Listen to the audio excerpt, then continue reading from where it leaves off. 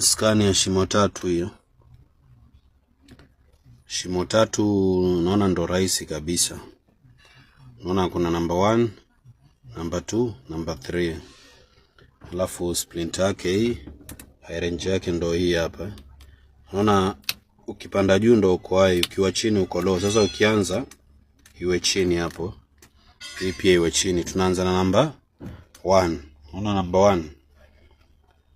Alafu tunakuja number 2. Alafu tunakuja number 3.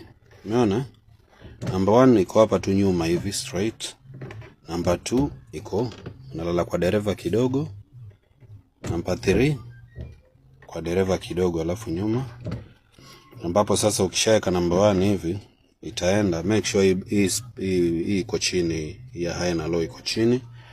Sasa siko number 1, umeanza number 1, utafinya splinter juu, itaomba, utakanyagia, alafu utaenda kurudisha splinter yako chini, tuende number 2, tunalaza, tunaweka number 2, itaenda, utafinya splinter yako juu, utakanyagia, tunaenda number 3, tunarudi tuaje splinter chini, tunamvuta, tunalaza kwa dereva kidogo, tunaweka number 3. Unaona sasa iko number 3, hii number 3, si ndio?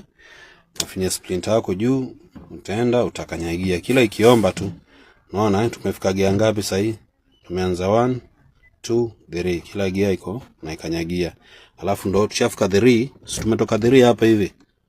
Alafu ukiwa hapo 3 utamrudisha huyu chini, pandisha huyu juu, ndo mchomoe, ndo rudi kwa ile shimo ya number 1.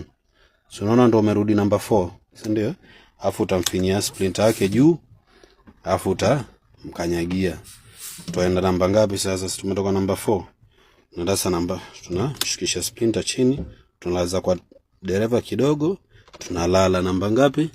Ambao number 5, shimo ya number 2 ndo iko number 5. Alafu unamgusia splinter yake juu, ataomba, utamkanyagia. Ataomba tena namba ngapi? Number 6. Utamrudisha splinter chini, utamchomoa, utamlaza kwa dereva kidogo, utamrudisha nyuma. Utaenda, utamfinyia splinter yake juu, utamkanyagia. Maana ushafika mwisho. Unaona vile shimo tatu ni rahisi. Na vile watu walikuwa wanazisifia, utadhani sijui ni ngumu. Shimo tatu rahisi sana, unaziona? Alafu sasa reverse yake iko wapi? Unaona warudi chini, maana walikuwa kwenye high. Reverse yake unalala kwa